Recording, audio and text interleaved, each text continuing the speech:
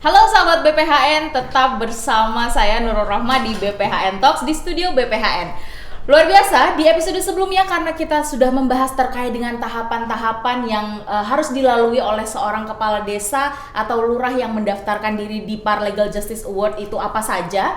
Kali ini kita akan membahas sebenarnya apa sih keuntungan ketika seorang kepala desa atau lurah itu mendapatkan predikat di Paralegal Justice Award? Apakah akan ada legitimasi yang membuat setiap resolusi konflik yang diselesaikan atau perkara hukum yang diselesaikan oleh seorang kepala desa atau lurah di daerah itu bisa membantu proses penegakan hukum yang ada di MA? Mungkin bisa Mas Riki? Oke, Mbak Nurul. Jadi sahabat BPHN sekalian, jadi nanti kepala desa yang akan ikut kegiatan ini atau lurah akan mengikuti tadi sesi yang disebut dengan Paralegal Academy.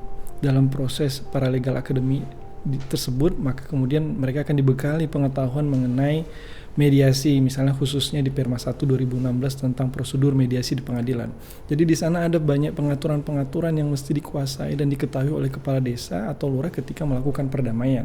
Misalnya di dalam kesepakatan perdamaian, bahwa kesepakatan perdamaian tidak boleh memuat ketentuan yang bertentangan dengan hukum, bertentangan dengan kesusilaan, bertentangan dengan ketertiban umum. Misalnya kalau ketertiban umum mereka ribut soal ada satu gerobak yang mereka tempatkan. Mereka sepakat nih, ya udah gerobaknya kita taruh di trotoar. Trotoar itu untuk kepentingan umum. Di kesepakatan semacam ini kan nggak boleh karena merugikan kepentingan umum. Ada juga kesepakatan yang merugikan pihak ketiga. Jadi yang bersengketa di antara dua belah pihak tapi orang lain yang disuruh tanggung jawab. Jadi ketika kemudian mereka mengikuti Paralegal Academy, hal-hal yang demikian ini dikasih tahu nih. Ini yang boleh, ini yang tidak. Dan kemudian terhadap kesepakatan perdamaian yang sudah dibuat oleh kepala desa atau lurah, itu nantinya dapat menjadi pilihan. Apakah tetap seperti itu saja, artinya dijalankan oleh para pihak sesuai dengan hak dan kewajiban yang ditimbulkan, atau kalau mau kemudian statusnya diperkuat, maka bisa didaftarkan melalui gugatan ke pengadilan untuk dimohonkan dikeluarkan akta perdamaian. Tapi kalau kemudian kepala desa atau lurah ini belum pernah mengikuti Paralegal Academy, mungkin saja ada bagian-bagian yang terlewat tadi. Ada misalnya kesepakatan tadi yang secara mereka kurang menguasai hukum ternyata bertentangan sama hukum. Tapi ketika sudah mengikuti Paralegal Academy akan diberikan bimbingan batasan hak dan kewajiban yang kemudian ketika tadi didaftarkan melalui gugatan ke pengadilan dan kemudian oleh hakim di pengadilan menyatakan bahwa tidak ada yang bertentangan dengan hukum, kesusilaan, merugikan orang lain, maka dapat ditindaklanjuti menjadi akta perdamaian. Dan ketika sudah menjadi akta perdamaian, maka sudah memiliki kekuatan hukum ini akta perdamaian. Jadi kesepakatannya tadi sudah memiliki kekuatan hukum dan memiliki kekuatan eksekutorial. Ketika salah satu pihak tidak melaksanakan isi kesepakatan, dapat dimohonkan eksekusi kepada pengadilan. Jadi sangat penting sekali kemudian kepala desa atau lurah mengikuti pendidikannya dan hasil yang mereka buat pun nantinya bisa menjadi suatu akta yang diakui secara hukum dan berkekuatan hukum, bahkan memiliki kekuatan eksekutorial. Saya pikir itu output yang menarik dari Paralegal Academy ini. Betul sekali. Itu output yang sangat menarik dan sangat membantu ya. Jadi betul-betul kepala desa atau lurah itu memiliki peran yang sangat penting dan bahkan menjadi representatif dari Mahkamah Agung dalam menyelesaikan permasalahan hukum gitu ya. Yeah. Jadi di pengadilan sudah bisa cepat juga selesai dan betul sekali, luar biasa. Jadi ini adalah momen sekaligus juga jabatan dan juga labeling atau penghargaan yang sangat prestis bagi seluruh kepala desa atau lurah dimanapun Anda berada, terutama di Indonesia, bahwa Paralegal Justice Award ini memiliki kekuatan hukum juga sebenarnya, memiliki kekuatan hukum. Kemudian memang ada rencana aksi dari BPHN dan juga MA yang menyelenggarakan kegiatan Paralegal Justice Award ini di tahun 2023. Bisa jadi tahun depan belum ada atau tidak ada, hanya di tahun ini. Untuk itu seluruh masyarakat atau seluruh kepala desa, lurah harus mengikuti di tahun ini. Sepertinya seperti itu ya, karena goalsnya sangat besar dan jangka panjang sekali. Baik, selanjutnya pertanyaan ini untuk Mas-Masan. Tadi sudah dibahas sedikit terkait dengan desa sadar hukum. Apakah Paralegal Justice Award ini juga akan menjadi konsepnya atau akan menjadi indikator suatu desa itu bisa dikatakan atau mendapatkan penghargaan seperti Anubawa Sasana Desa Jagadita. Silakan Bang Masen. Ya, tadi di awal saya sempat menghubungkan antara kepala desa dengan desanya mendapatkan penghargaan juga di Paralegal Justice Award ini begitu. Jadi tadi saya tegaskan Paralegal Justice Award ini bagi kepala desa dan juga desanya. Kepala desa yang telah memenuhi ya kriteria sebagai non litigation peacemaker begitu ya. Tadi pengalamannya begitu ya. Tadi alhamdulillah pengalaman mereka pun kedepannya ya dilegitimasi ya, diakomodir oleh kebijakan Mahkamah Agung di setiap pengadilan-pengadilan begitu untuk memperkuat peran mereka sebagai non litigation peacemaker bagi kepala desanya begitu. Nah, bagi desanya ya kita dari tahun 1993 BPHN Kementerian Hukum dan HAM itu memiliki program dalam hal peningkatan kesadaran hukum masyarakat ya berupa penghargaan desa sadar hukum ya dengan pemberian piagam Anubawa Sasana Desa begitu. Nah, dalam hal ini BPHN Kementerian Hukum dan HAM memiliki kebijakan untuk sinergi dengan Undang-Undang Cipta Kerja ya yang telah diterbitkan ya oleh pemerintah begitu. Nah, untuk kita sinergi di tahun 2023 ini begitu, Desa Sadar Hukum ya menjadi bagian dari Paralegal Justice Award ini ya. Desa Sadar Hukum tematik ya. Tematiknya ini ada 3 tadi, desa yang mendorong pertumbuhan investasi, lapangan kerja dan pariwisata begitu. Itu tematiknya. Nah, piagamnya adalah kalau yang biasa dari tahun 93 itu Anubawa Sasana Desa begitu. Ini karena ada 3 indikator tadi, investasi, lapangan kerja dan pariwisata, kita gabung menjadi satu frasa yaitu kesejahteraan dunia. Nah, kita convert ke bahasa Sanskerta juga, ketemu namanya Jagadita. Jadi Desa Sadar Hukum ya tematik kali ini kita berikan kepada desa yang mendorong 3 indikator tadi dengan penghargaan Anubawa Sasana Desa Jagadita begitu. Nah, itu bagi desanya. Jadi kepala desanya non litigation peacemaker, desanya Anubawa Sasana Desa Jagadita. Itu penghargaannya begitu. Nah, bagi kedua-duanya baru mereka mendapatkan Paralegal Justice Award begitu. Nah, awardnya apa sih yang kita bisa berikan begitu? Non litigation peacemaker tadi tentunya mereka setelah mendapatkan mengikuti Paralegal Academy, karantina selama 3 hari, sertifikat dan gelar non akademik, dan mereka yang memenuhi kriteria non litigation peacemaker mendapatkan uniform ya, lalu uniform untuk mereka dalam setiap penyelesaian perkara di desa begitu ya, dan juga mereka mendapatkan piagam begitu sebagai non litigation peacemaker ya, dan untuk sebagai penghargaan pribadi mereka mendapatkan pin penghargaan juga dari kita. Apakah ada masa berlakunya jabatan mereka sebagai non litigation peacemaker ini? Karena kalau misalnya dari apa yang disampaikan oleh Bang Masan sendiri, sepertinya mereka ini adalah lembaga formil yang diformilkan di desa untuk menyelesaikan permasalahan hukum. Ya, mereka mereka sebagai kepala desa dan sepanjang mereka sebagai kepala desa atau lurah. Oh, oke. Begitu. Nah, untuk desanya Piagam Anubawa Sasana Desa Jagadita, ya mereka mendapatkan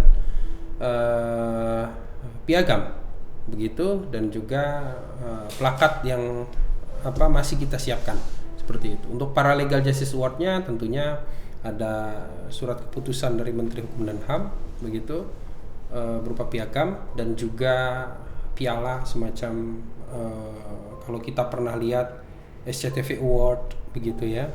Mohon maaf ini sebut merek ya. Terus Grammy Award begitu ya, dan semacamnya seperti itu. Kemudian setelah mereka mendapatkan penghargaan ini, untuk rencana aksi pastinya pada saat di Paralegal Akademinya itu sendiri harusnya ada mereka menyusun rencana aksi apa yang akan dilakukan dan lain sebagainya. Apakah setelah mereka mendapatkan penghargaan ini mereka harus melaporkan kepada BPHN atau MA terkait permasalahan hukum yang telah mereka selesaikan lagi, atau monitoringnya dari dua lembaga yang mengadakan kegiatan ini? Iya, kalau dari BPHN karena sebagai penyelenggara program bantuan hukum gitu berdasarkan Undang-Undang 16 2011 ya, kami dalam melakukan pembinaan paralegal ya, mereka pun harus sinergi dengan organisasi pemberian bantuan hukum begitu. Jadi mereka sebagai kepala desa ya dalam hal pemberdayaan dan pembangunan di desa begitu. Tapi dalam hal di bidang hukum begitu, seperti dalam hal ini penyelesaian konflik seperti itu, kedepannya ya mereka disinergikan dengan 619 organisasi pemberian bantuan hukum begitu. Nah, sehingga data-data penyelesaian perkara mereka ya, penyelesaian konflik mereka begitu ya, itu terlaporkan ya melalui organisasi pemberian bantuan hukum. Dan kita sedang menyiapkan sebuah aplikasi gitu ya, ruang paralegal, apregal begitu. Nah, nanti segala profil, segala aktivitas termasuk monitoringnya begitu ya, itu tersimpan di dalam database aplikasi ruang paralegal tersebut, apregal begitu, yang tentunya nanti akan kita sinergikan juga dengan kebijakan-kebijakan Mahkamah Agung dan juga sistem teknologi yang ada di Mahkamah Agung juga. Begitu, Adinda Nurul.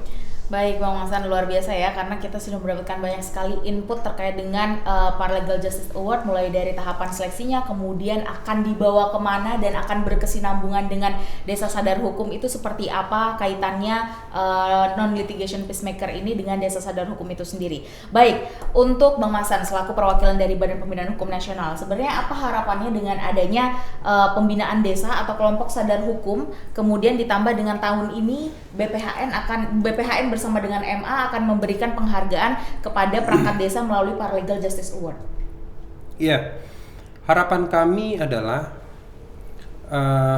bagaimana masyarakat itu ya, segala konfliknya ya, segala permasalahan yang ada di wilayahnya ya, itu dapat terselesaikan secara musyawarah mufakat begitu, dan dapat diselesaikan dengan rasa adil begitu, sesuai dengan sila keempat ya, prosesnya berdasarkan musyawarah mufakat, dan sila kelima ya, penyelesaiannya secara keadilan sosial begitu. Jadi tidak perlu banyak menumpuk ya, setiap perkara itu, bahkan muaranya itu ada di rutan atau di lapas kita begitu. Dan perlu kita ketahui begitu ya, banyak program-program pemerintah sekarang mengedepankan restoratif justice begitu ya. Jadi Bang Riki menyampaikan ya, ada diversi juga begitu ya, itu merupakan bagian juga dari kepala desa ketika kedepannya sebagai non litigation peacemaker seperti itu ya, dan para kepala desanya sebagai paralegal begitu ya, ini pun juga turut ya mendorong pertumbuhan ekonomi begitu ya, terutama dalam hal investasi pariwisata dan lapangan kerja untuk menciptakan masyarakatnya sejahtera. Jadi ada keseimbangan, masyarakatnya sejahtera, ya insya Allah permasalahan konflik-konflik ya minimal yang ringan-ringan itu ya tidak terjadi di masyarakat. Ya kebanyakan kan saat ini urusan perut gitu ya di masyarakat, pencurian begitu, lalu perampasan, perampokan begitu ya. Itu permasalahan-permasalahan sebenarnya bisa diselesaikan di luar pengadilan begitu ya. Nah, penyebab itu ya banyak sekali karena faktor kesejahteraan. Ya, ekonomi keluarganya kuat ya, masyarakatnya kuat dalam hal ekonomi, ya insya Allah konflik-konflik atau perselisihan terhadap hal tersebut bisa diselesaikan begitu. Termasuk permasalahan keperdataan juga begitu ya. Permasalahan antar keluarga begitu ya. Sengketa warisnya dan lain-lainnya. Itu bisa diselesaikan secara kekeluargaan begitu. Begitu. Baik. Menurut. Kalau dari sisi saya selaku host dan kita melihat dari kacamata masyarakat umum, sebenarnya dengan adanya kegiatan seperti ini juga bagus bagi masyarakat terutama di desa. Kenapa? Karena mungkin yang pertama usulan ini salah satunya dari masyarakat tentunya bisa melibatkan KPK. Karena kita tidak boleh menutup mata bahwa fakta di lapangan menurut ICW, korupsi di level desa konsisten menempati posisi pertama sebagai sektor yang paling banyak ditindak atas kasus korupsi oleh aparat penegak hukum sejak 2015 hingga 2021. Sepanjang 7 tahun tersebut terdapat 592 kasus korupsi di desa dengan nilai kerugian negara mencapai 433,8 miliar. Menurut masyarakat sendiri, ini menjadi suatu problematika di suatu desa di mana bahkan tingkat kepercayaan masyarakat kepada kepala desanya itu juga ada di beberapa desa yang menurun. Dan dengan adanya Paralegal Justice Awards ini sendiri, ini kita bisa mengajak seluruh masyarakat lewat atau melalui lurahnya, kemudian kepala desanya untuk bisa menegakkan hukum. Bagaimana suatu daerah bisa bangkit ekonominya jika kepala daerahnya saja itu belum mampu untuk membangkitkan ekonomi. Dengan adanya program nasional, pembangunan ekonomi secara nasional, kemudian didukung dengan adanya program seperti ini, masyarakat desa atau desanya itu sendiri juga tentunya akan menjadi spotlight bahwa pemerintah pusat ini betul-betul saat ini memiliki program-program yang justru bisa memberikan spotlight ke kepala daerah, entah itu kepala desa maupun juga lurahnya. Sebuah terobosan yang sangat baik yang dilakukan oleh BPHN bersama dengan MA. Selanjutnya, ini satu pertanyaan terakhir dari kami. Bagaimana peran MA setelah perangkat desa ini mendapatkan penghargaan dan pembinaan, terutama dalam suksesi program percepatan pembangunan nasional atau juga penegakan hukum di desa? Seperti itu. Silakan Bang Riki. Iya, jadi kalau kemudian nantinya program ini selesai, kita berharap yang pertama masyarakat menjadikan penyelesaian sengketa oleh kepala desa atau lurah ini adalah menjadi yang prioritas. Jadi kan kalau sekarang orang bilang kalau orang bertengkar itu kita selesaikan di meja hijau, katanya gitu ya. Atau saya laporin polisi. Nah, mudah-mudahan nanti akan ada persepsi baru. Ayo kita ke kepala desa, misalnya gitu ya. Kan selama ini kalau kasus-kasus tertentu aja di kepala desa ada yang ditemukan berdua-duaan dibawa kepala desa. Tapi kan bukan hanya itu konflik tadi seperti sudah dijelaskan. Di kepolisian ada peraturan polisi soal restoratif justice. Di kejaksaan juga ada peraturan jaksa agung soal restoratif justice. Sepanjang memenuhi kriteria di dalam peraturan polisi dan peraturan kejaksaan, maka kemudian perkara pidana pun dapat diupayakan penyelesaiannya melalui kesepakatan perdamaian oleh kepala desa. Tapi memang yang harus diingat kembali seperti Mbak Nurul sampaikan tadi, maka kepala desa harus membuktikan dirinya dia memiliki kompetensi, satu, dan juga memiliki integritas. Ini soal trust tadi, emang nggak mudah ini. Jadi trust itu memang harus dibangun dari personalnya si kepala desa atau lurah tadi. Yang kedua, mereka juga harus punya inovasi dan pelayanan maksimal di masyarakat. Jadi kalau misalnya kepala desanya punya kompetensi, punya integritas, tapi ketika masyarakat menemuin si kepala desa atau lurah atau di kantornya agak dengan pelayanan yang amburadul, itu juga akan membuat image di masyarakat, wah kepala desa nggak siap nih.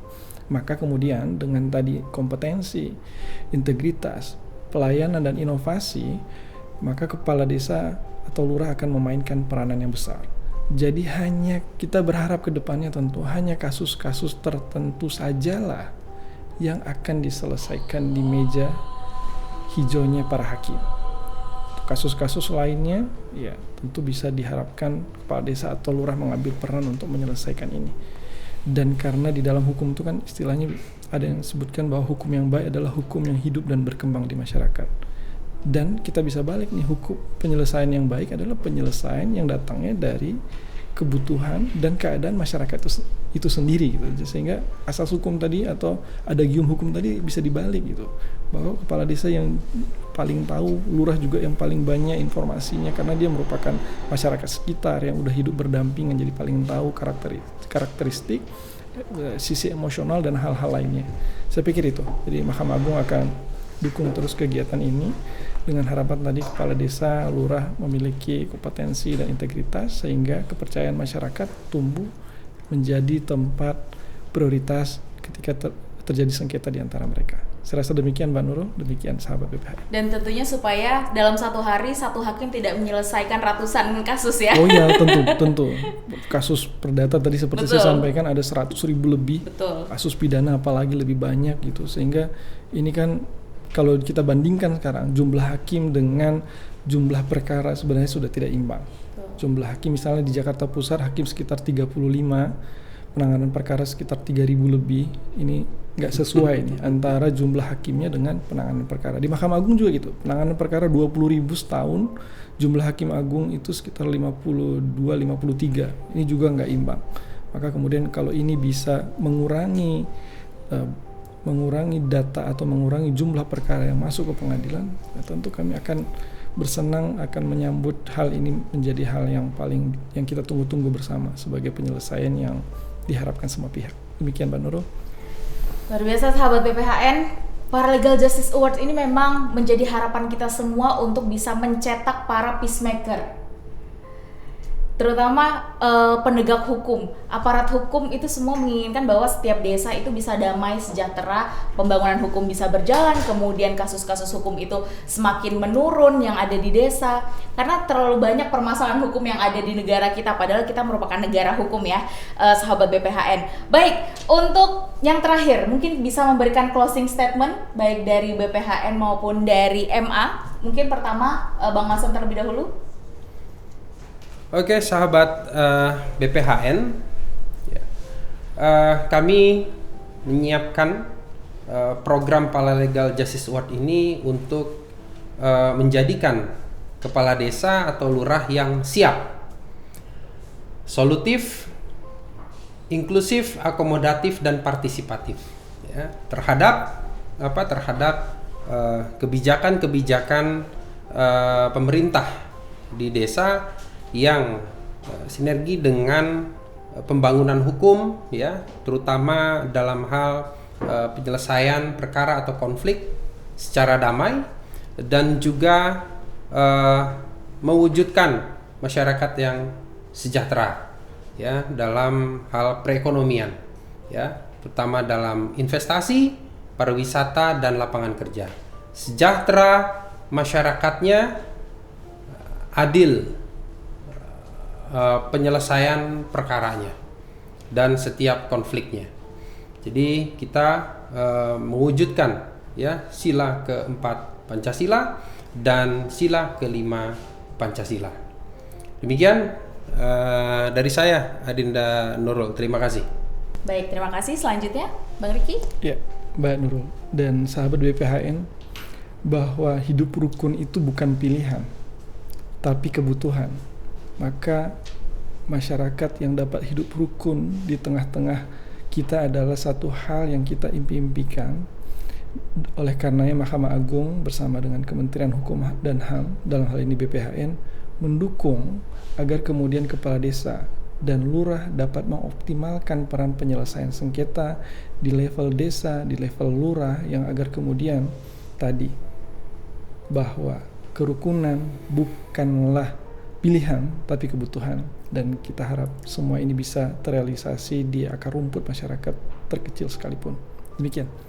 Luar biasa, kerukunan itu adalah kebutuhan, bukan pilihan. Sekali lagi sahabat BPHN, itu merupakan kalimat penutup dari Bang Ricky selaku perwakilan dari MA. Dan terakhir mungkin dari kami, yaitu perkuat koordinasi dan kolaborasi program pembinaan hukum. MA dan BPHN telah melaksanakan kegiatan ini, dan MA dan BPHN tidak bisa berdiri sendiri, bekerja sendiri untuk melaksanakan penegakan hukum di daerah, menciptakan kesadaran hukum di masyarakat tanpa bersinergi dengan perangkat desa, tanpa bersinergi dengan pemerintah, kemudian pemerintah di daerah dan juga seluruh masyarakat di Indonesia. Kita mulai dari desa, kelurahan sadar hukum yang akan melahirkan masyarakat cerdas hukum, dan kita akan melahirkan melalui Paralegal Justice Award, yaitu person-person unggul atau kepala desa maupun juga lurah-lurah yang memiliki kapasitas dan kapabilitas luar biasa dalam menegakkan perkara hukum di daerah.